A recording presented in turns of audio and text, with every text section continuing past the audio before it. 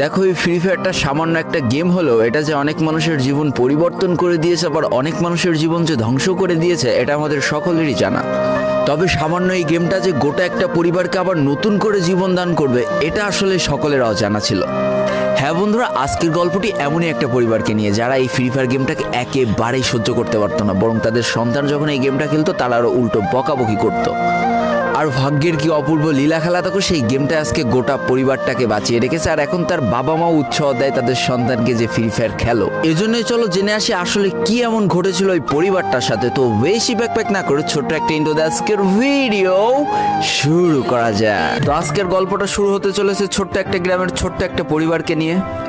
বাবা মা এবং তাদের দুই সন্তান অর্থাৎ দুই ভাই, ছোট্ট একটা পরিবার, খুব সুন্দরভাবে তাদের জীবনযাত্রা চলে যাচ্ছিল। বড় ভাই একটা কোম্পানিতে লেবারের চাকরি করে, বাবা কৃষিকাজ করে, আর তাদের ছোট সন্তান অর্থাৎ ছোট ছেলে কিন্তু ক্লাস 8-এ পড়াশোনা করে। দারিদ্রতার বেড়াজালে আটকে পড়া পরিবারকে সাপোর্ট দেওয়ার জন্য তাদের বড় ভাইকে খুব অল্প বয়সে কাজে চলে যেতে হয়েছে। এই জন্য বড় ভাইয়ের পড়াশোনাটা ঠিকমতো হয়ে ওঠেনি। তবে বাবা মার একটাই স্বপ্ন ছিল যে তাদের ছোট সন্তান অর্থাৎ ছোট ছেলে যাতে উচ্চশিক্ষায় শিক্ষিত হয়। এই জন্য বাবা কৃষিকাজ করলেও সারাদিন মাঠে তুমুল কষ্ট করে এসে বাসায় যখন এসে দেখতো তাদের ছোট সন্তান পড়াশোনা করতেছে, সমস্ত কষ্ট এক চান্সে দূর হয়ে যেত।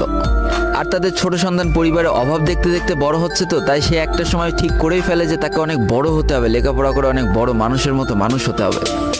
আর ঠিক এমনটাই হতে থাকে। তাদের ছোট ছেলে খুব ভালো রেজাল্টও করতে থাকে, প্রত্যেক ক্লাসে টপ হতেও থাকে। তবে তার একটা বদ অভ্যাস ছিল, সেটা হচ্ছে ফ্রি ফায়ার গেম খেলা। করোনা চলার সময় যখন তার স্কুল বন্ধ হয়ে যায়, তখন তার বাবা এবং বড় ভাইয়ের জমানো কিছু টাকা দিয়ে তাকে একটা ফোন কিনে দেওয়া হয় অনলাইনে ক্লাস করার জন্য। তার ফোনটা ছিল 3 GB র্যামের একটা ফোন। তবে এইখান থেকেই তার ফ্রি ফায়ার গেমের সাথে পরিচয় হওয়া।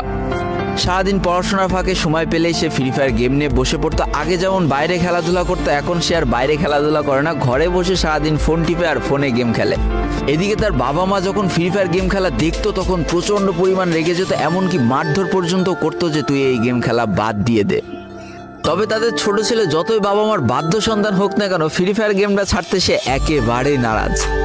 প্রথম দিকে পড়াশোনার ফাঁকে ফাঁকে গেম খেললো, যখন তার বাবা মা তাকে বকা শুরু করে তখন সে রাতের অন্ধকারে গেম খেলা শুরু করে। তবে বন্ধুরা বলে রাখা ভালো, সে কিন্তু তার পড়াশোনা একেবারেই ঠিক রেখেছিল, অর্থাৎ গেমের কোনো কালো ছায়া পড়াশোনার উপরে কোনোদিনই সে পড়তে দেয়নি, যার কারণে তার রেজাল্টও মোটামুটি ভালোই হতো। এতদিন পর্যন্ত পরিবারের সবকিছু ঠিকঠাকই ছিল, এবার আস্তে আস্তে পরিবারটা একটু একটু করে ভাঙতে শুরু করবে। পরিবারের সকলের সম্মতিতে পরিবারের বড় ছেলের সাথে পাশের গ্রামের একটা মেয়ের বিবাহ সম্পন্ন করা হয়। আর যেন বিবাহের কয়েক মাস যেতে না যেতে বড় ভাইয়ের পরিবর্তন লক্ষ্য করতে শুরু করা যায়।